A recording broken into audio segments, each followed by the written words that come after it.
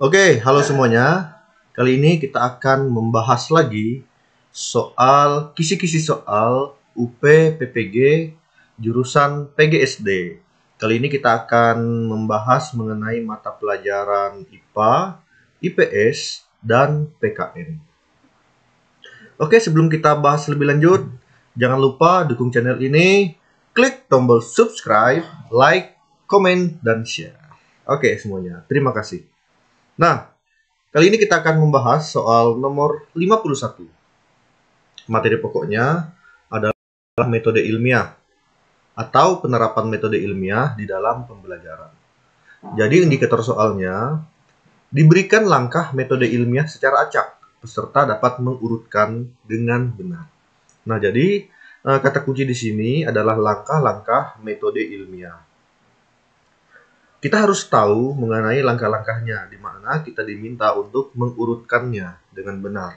Oke, yang pertama, langkah-langkah ini adalah langkah metode ilmiah secara umum ya. Yang pertama itu adalah merumuskan masalah. Jadi dalam merumuskan masalah ini kita menginventarisir masalah-masalah, segala persoalan itu yang kira-kira yang perlu untuk dipecahkan. Kemudian langkah yang kedua adalah menyusun kerangka berpikir. Langkah yang ketiga, menyusun hipotesis. Langkah yang keempat, melakukan eksperimen. Dan yang terakhir, menarik kesimpulan. Jadi ini adalah langkah-langkah dalam metode ilmiah.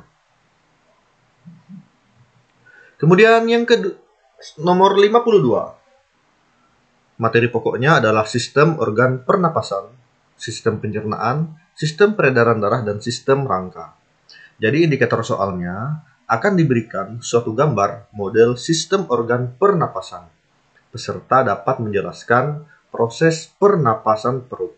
Nah, jadi inti dari soal nomor ini itu adalah proses pernafasan perut. Nah, jadi ini adalah gambar tentang organ pernapasan ya, atau paru-paru. Ini dia. Ada rongga hidung, mulut, laring, faring, trakea, paru-paru, dan lain sebagainya. Lantas, bagaimanakah proses dari pernapasan tersebut?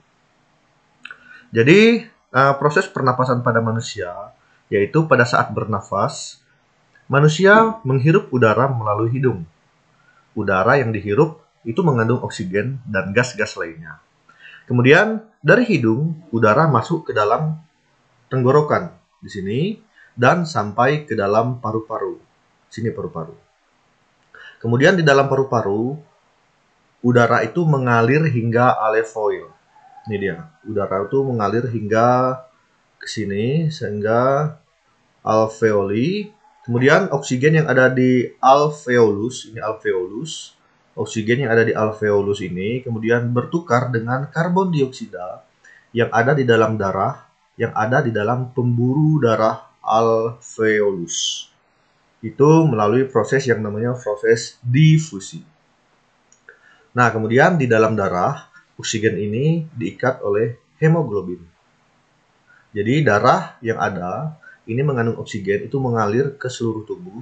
Kemudian di sisi lain, darah ini juga mengangkut karbon dioksida untuk dikembalikan ke alveolus, paru-paru, dan akan dikeluarkan saat hidung mengeluarkan nafas. Nah, jadi itu adalah proses pernapasan manusia.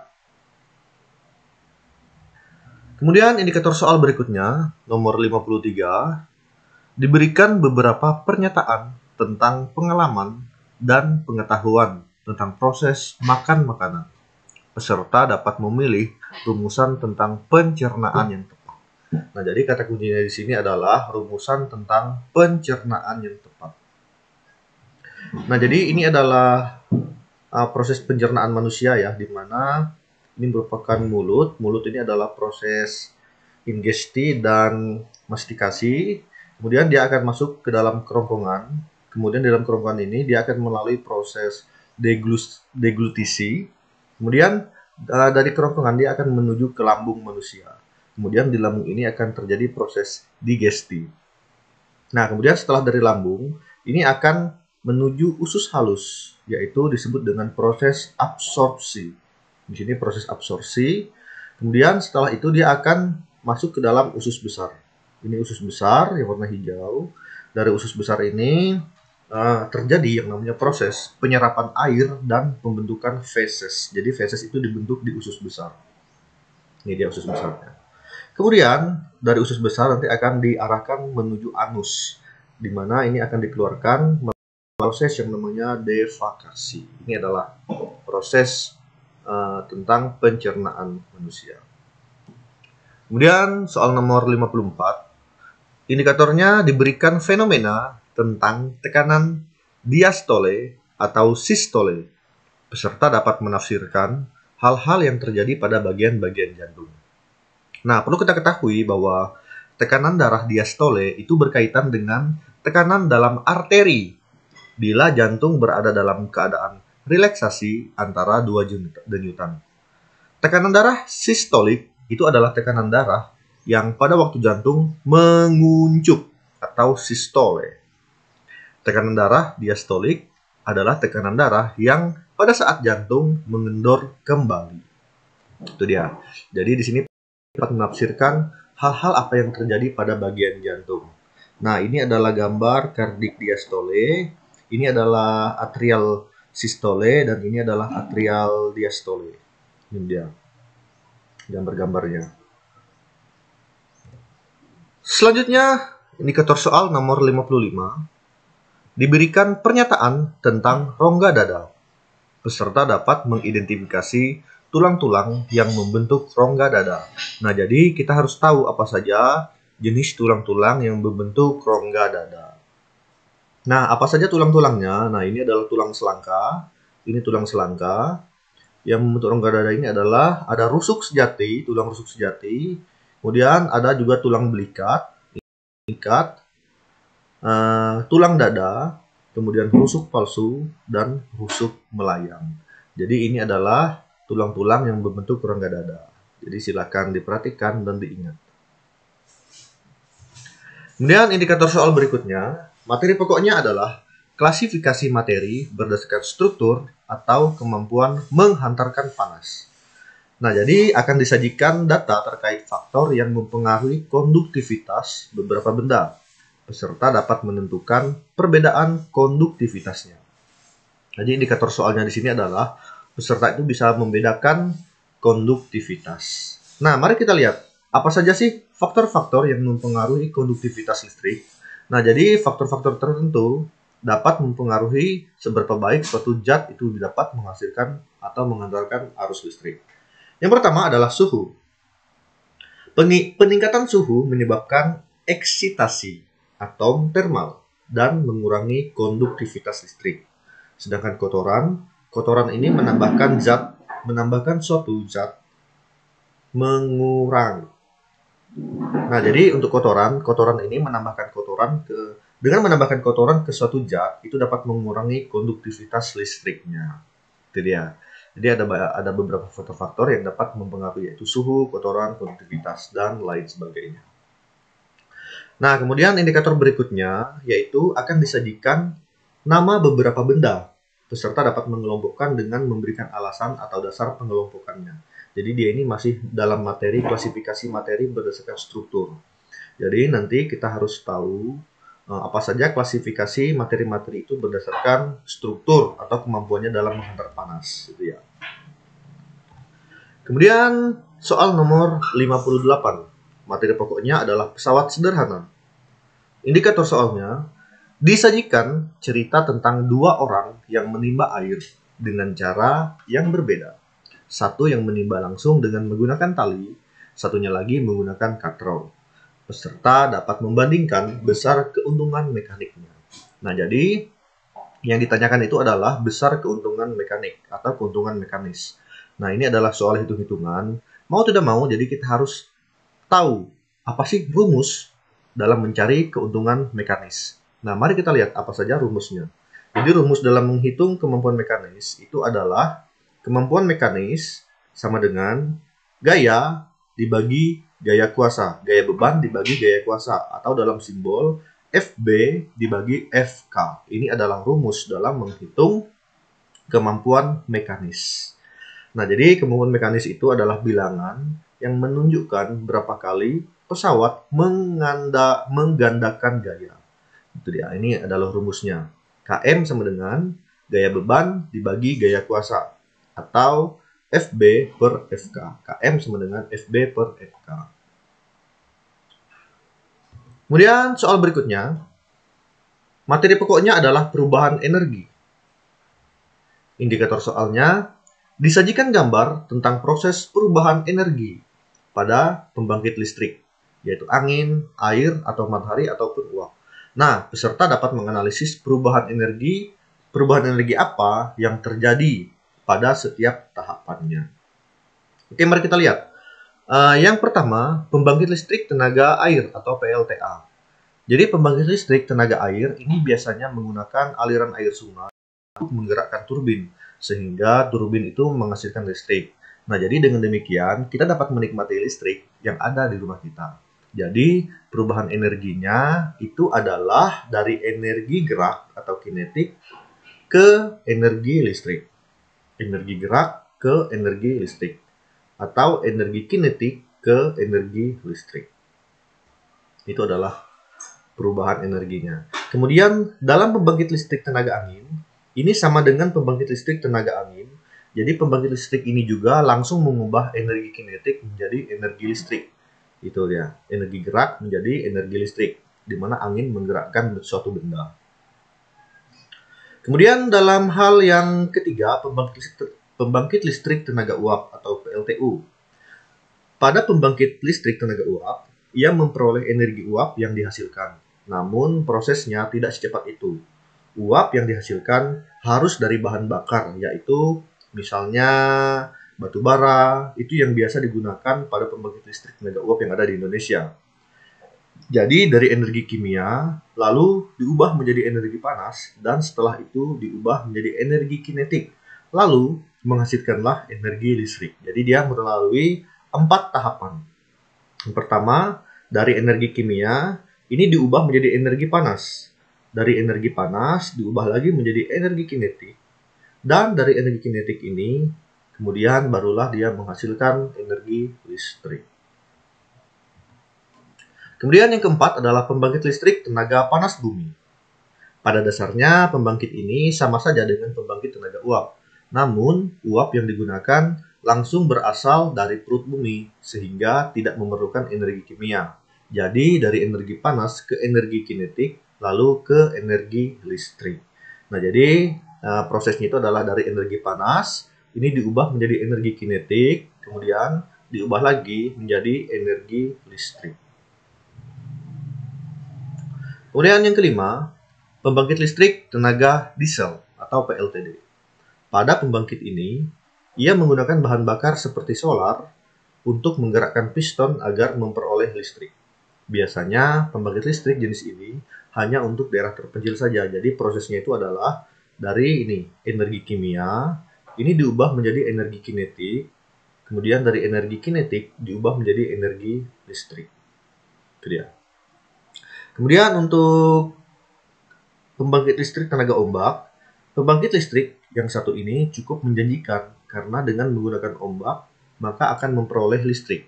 Pembangkit listrik ini mendapatkan energi dari gerakan ombak yang naik turun untuk memperoleh tekanan udara, sehingga dapat memutar generator. Jadi prosesnya itu adalah dari energi kinetik diubah menjadi energi listrik. Jadi dari energi kinetik diubah menjadi energi listrik. Kemudian yang ketujuh, pembangkit listrik tenaga nuklir atau PLTN. Cara kerja pembangkit listrik ini sama dengan pembangkit listrik tenaga uap, namun dia memperoleh panas bukan dari bahan fosil, melainkan dari nuklir. Prosesnya itu adalah dengan energi nuklir, itu diubah menjadi energi panas. Kemudian energi panas ini diubah lagi menjadi kinetik. Terakhir energi kinetik akan diubah menjadi energi listrik. Ini dia prosesnya. Jadi dari energi nuklir diubah menjadi energi panas, kemudian diubah lagi menjadi energi kinetik, dan dari energi kinetik ini menghasilkan listrik. Jadi perlu diingat, energi kinetik ini adalah energi gerak. Oke.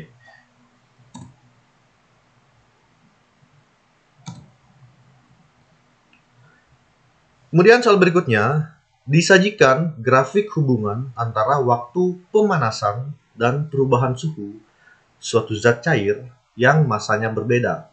Peserta dapat menentukan mana yang memerlukan kalor lebih besar. Nah, jadi di sini kata kuncinya itu adalah di mana kita harus bisa menentukan manakah yang memiliki kalor lebih besar.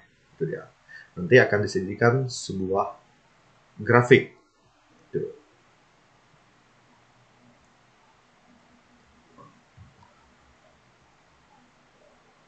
Kemudian kita lanjut ke soal 60, 1 sampai dengan soal 70.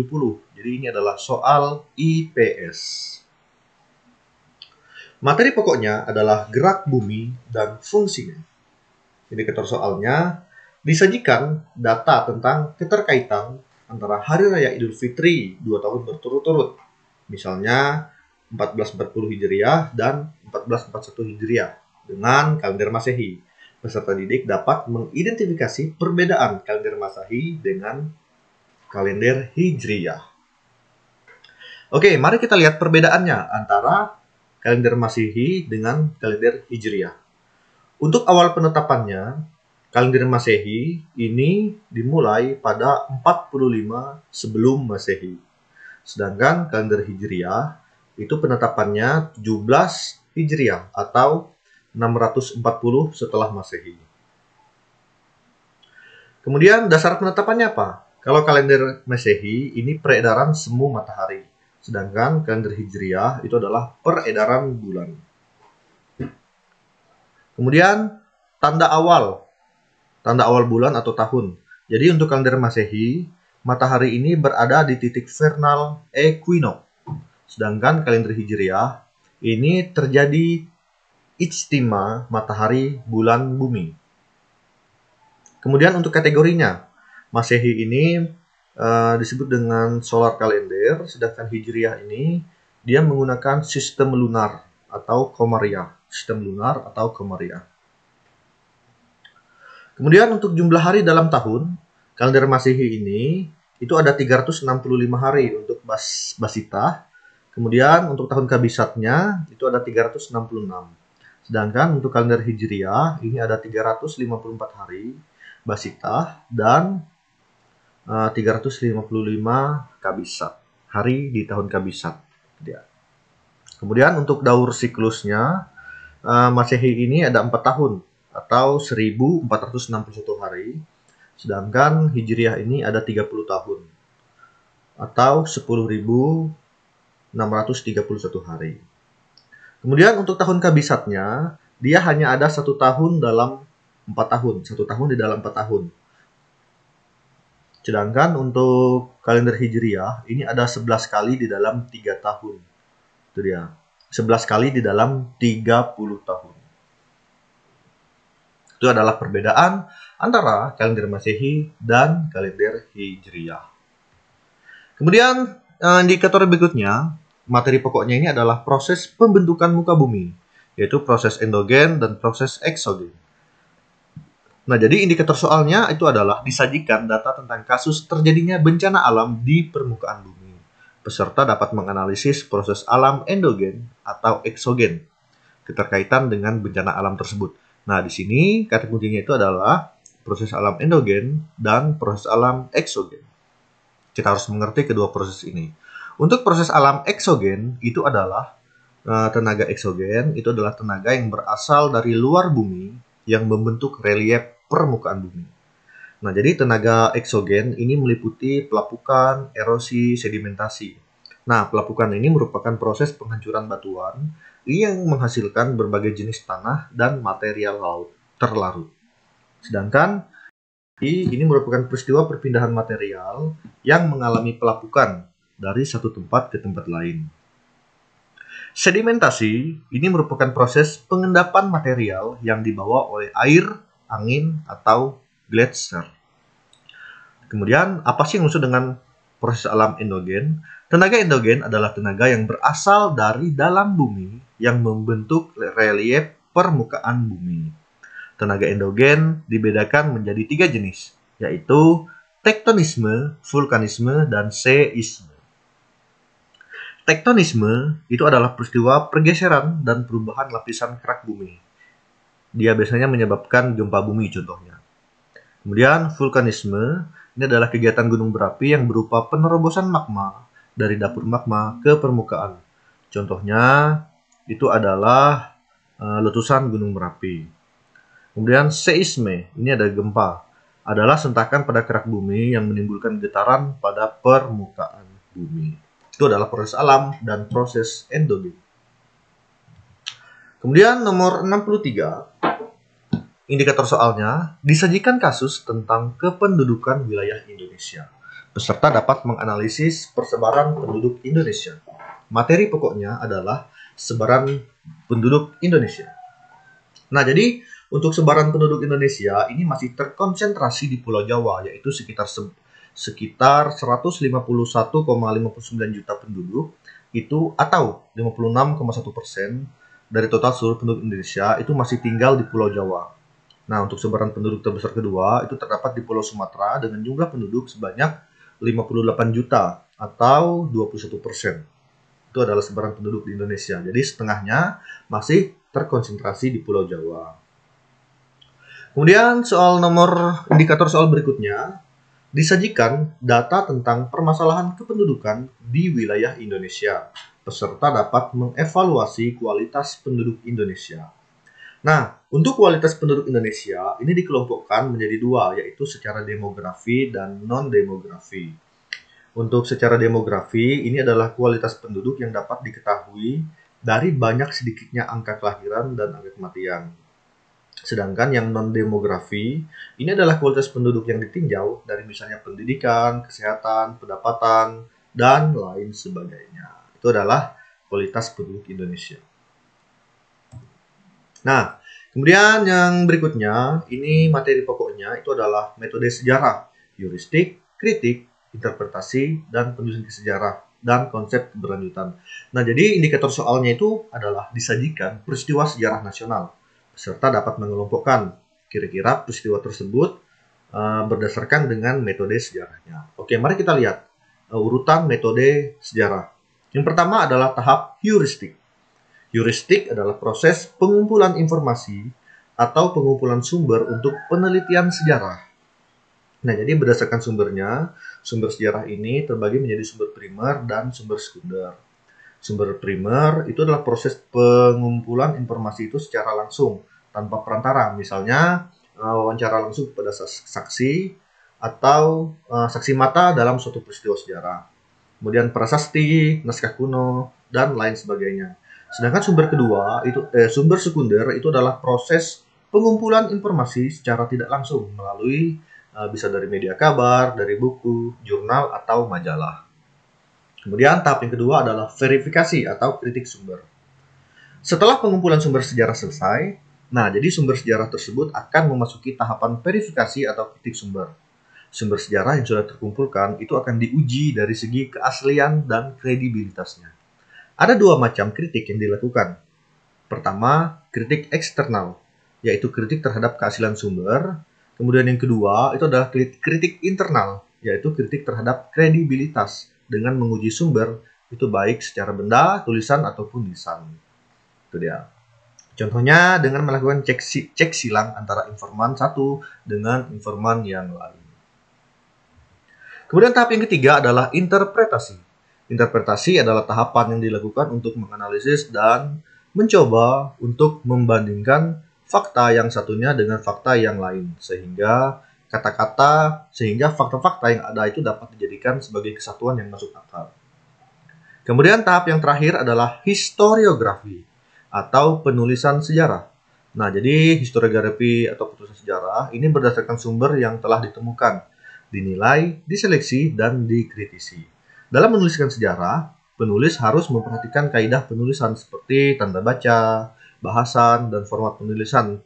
Kemudian penggunaan istilah serta rujukan sumber sejarahnya. Kemudian indikator soal nomor 66. Diberikan sebuah kasus tentang sistem sosial masyarakat. Peserta dapat mengidentifikasi nilai dan norma masyarakat. Oke, jadi kita harus bisa membedakan apa sih yang dimaksud dengan nilai, juga norma. Yang pertama kita lihat nilai. Nilai itu adalah segala sesuatu yang dianggap penting dan benar oleh kelompok masyarakat. Jadi nilai ini dapat dijadikan prinsip atau pedoman hidup bagi setiap individu. Nilai itu bersifat relatif atau tidak mutlak. Nilai yang dianut oleh setiap orang itu dapat berbeda karena sesuatu yang kita anggap bernilai belum tentu dianggap bernilai oleh orang lain. Kemudian kita lihat norma. Norma itu adalah segala aturan yang mengikat masyarakat berupa perintah atau larangan. Norma bersifat mengikat, yaitu norma wajib ditaati oleh masyarakat dalam suatu wilayah. Norma dibuat untuk membatasi perilaku individu agar tidak membahayakan diri juga membahayakan orang lain. Kemudian ini dia ada macam-macam norma. Norma itu ada norma agama, di mana norma agama ini bersumber dari kitab suci atau wahyu Tuhan dan bersifat mutlak dan wajib ditaati oleh setiap pemeluknya. Contohnya menjalankan dharma dalam agama Hindu, menjalankan rukunan Islam, rukun iman dalam agama Islam. Kemudian norma kesusilaan. Ini bersumber pada hati manusia yang bersifat universal atau umum. Jadi setiap orang di dunia itu mengakui norma ini. Contohnya tidak berbuat rasis, tidak merampas hak orang lain, tidak berbohong, dan lain sebagainya. Kemudian untuk norma kesopanan, ini bersumber pada aturan pergaulan antar anggota keluarga, antar teman, dan lain-lain. Contoh perilakunya, misalnya mengganti kata gue menjadi saya pada saat berbicara dengan guru. Kemudian, nggak mungkin kan kamu ngomong pakai gue lo seperti ngobrol ke teman. Nah, itu dia. Dan yang terakhir adalah norma hukum. Norma hukum bersumber dari perintah dan undang-undang yang dibuat oleh lembaga suatu negara. Contohnya adalah seseorang yang melakukan tindak pidana pencurian divonis hukum penjara 5 tahun. Itu adalah norma, macam-macam norma. Kemudian macam-macam nilai sosial, ada nilai material, ini adalah segala sesuatu yang berguna bagi unsur fisik manusia. Ada nilai vital ini adalah segala sesuatu yang berguna bagi masyarakat untuk mengadakan aktivitas. Ada juga nilai kerohanian, itu adalah nilai yang berguna bagi batin, nilai dominan, nilai inheren, dan lain sebagainya. Kemudian soal nomor 67, perilaku ekonomi, yaitu produksi, distribusi, kesejahteraan hidup masyarakat. Akan disajikan kasus tentang perilaku ekonomi.